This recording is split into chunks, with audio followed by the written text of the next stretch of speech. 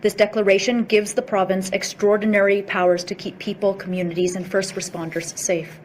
Now is not the time to be taking footage or photographs of active wildfires. What we absolutely cannot have on our roads is people blocking roads to take photographs, cannot see drones in the air where there's wildfire fighting equipment happening. Having drones in the air can ground our aircraft during absolutely critical moments of their firefighting cycles. This cannot happen. We need people to do the right thing and stay out of those areas. We will be issuing a new order under the emergency authorities the government has. And this is specific to ensuring that we have accommodation available for evacuees, for emergency personnel, so that they have places to stay as they respond to the front line and have to evacuate their own camps. And for families, for seniors, for others who are fleeing fire-affected communities, that they have a place to stay. We need to ensure this accommodation is available. Specifically, this order will restrict travel in fire-affected areas when you are traveling for the purposes of staying in temporary accommodation, like a hotel, a motel, provincial park, public campground. This order says stay off the roads for tourist-related, non-essential travel to stay in temporary accommodation. This order, again, is aimed at ensuring that we have the accommodation available for people who desperately need it, who are leaving their homes, who may lose their homes, for the firefighters that are working on the front line, for everybody. Last night, we declared a provincial state of emergency given the severe and fast-changing wildfire situation that we are currently facing. This declaration gives the province extraordinary powers to keep people, communities, and first responders safe. The situation is highly dynamic, and the numbers are changing all of the time.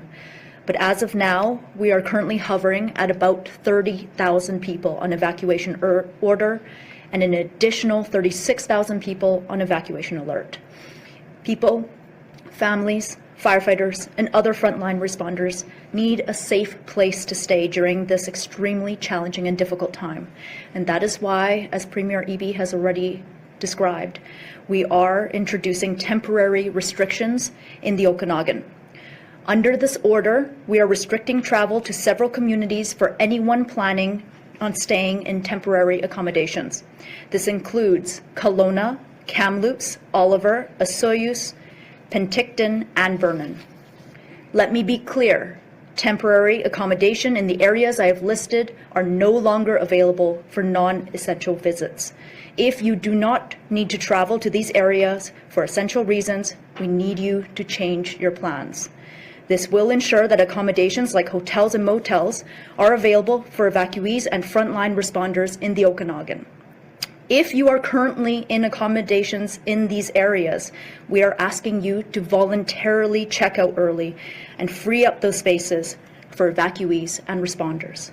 I want to thank the Hotel Association and accommodation providers for their cooperation and collaboration with us already. And I want to thank everyone who has already cancelled their plans to travel to the Okanagan. Your efforts are helping. And I strongly urge everyone to avoid traveling anywhere in the central interior and southeast for non-essential reasons, including the Shuswap and the Okanagan. This decision was not made lightly, but it is necessary to ensure public safety. The province is continuing to assess the tools available to us under the provincial state of emergency, and we will not hesitate to take further action in order to keep people safe. I mentioned this yesterday, and I know that police have echoed the same concerns. Drones are a significant hazard to our air crews fighting fires. Kelowna area RCMP have said this continues to be an issue, unfortunately. Now is not the time to be taking footage or photographs of active wildfires. Not only is it irresponsible, but it is illegal to fly them in fire areas. Likewise, this is not the time to be boating on lakes where air tankers are landing to use the lake to refill. Keep boats away from areas where other planes and helicopters are operating. Premier, this will be for you or for Minister Ma.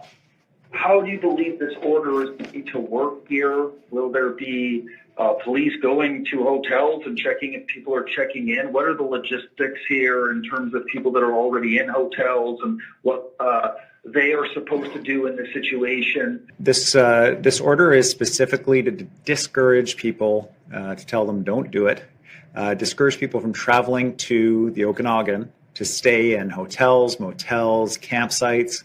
And the goal of it is to free up accommodation. If you're already in a hotel, the order does not affect you, but we're really encouraging people who are in hotels, who are in motels, to talk to the operator and to go home early. When you check out early, you're freeing up a hotel room for someone that is fleeing a wildfire. You're freeing up a hotel room for a firefighter that is battling forest fires in the area. Those rooms, as they come available, are being snapped up by emergency services personnel from the province of BC to make them available for evacuees and for first responders. So we need all the accommodation we can get. The order itself is meant to really communicate very clearly, this is not the time to be traveling to the Okanagan for tourism. This is not the time to be traveling for anything other than an essential purpose. And I think people understand that, but the order is really meant to underline it. Our next question is from Keith Baldry, Global News. Oh, hi there. In terms of people traveling up there, we've picked up some good anecdotal information from people that not just staying in hotels, but actually driving up, sort of wildfire tourism, going up to see the fires and parking and perhaps blocking roads and routes and such. Are there any reports or concerns about that, people actually traveling up there just to watch the fire activity? We are asking everyone to stay clear of traveling to the central interior and southeast for non-essential reasons, including the Shuswap and Kelowna, and a non-essential reason absolutely includes firesighting. Or I don't know if that's actually a real term, but basically going up there to watch the fires. What we absolutely cannot have on our roads is people blocking roads to take photographs, getting out of their cars, visiting communities where there's high wildfire activity, getting in the way of crews. We can't see boats on waters that are being used by firefighting equipment to skim water to fight fires. We cannot see drones in the air where there's wildfire fighting equipment happening. Having drones in the air can ground our aircraft during absolutely critical moments of their firefighting cycles. This cannot happen. We need people to do the right thing and stay out of those areas and give fire crews the space that they need to fight those fires and respond to the hazards at hand. I don't know, Mr. Ralston, would you like to add, or Cliff, if you have anything else to say about your experiences there? Thank you. This is certainly something that we have experienced, in particular in the last 48 hours with the impacts to such populated areas in West Kelowna, and now the Shuswap. And as you said, Minister Ma, it is with, I think, with all the gravity I can put behind it. Please do not come into areas that are affected by wildfire. We need that space. We need the airspace. We need the roadways. That is how our first responders get around. That is how we work to suppress the fires and how we work to try to protect people's homes. This declaration gives the province extraordinary powers to keep people, communities, and first responders safe.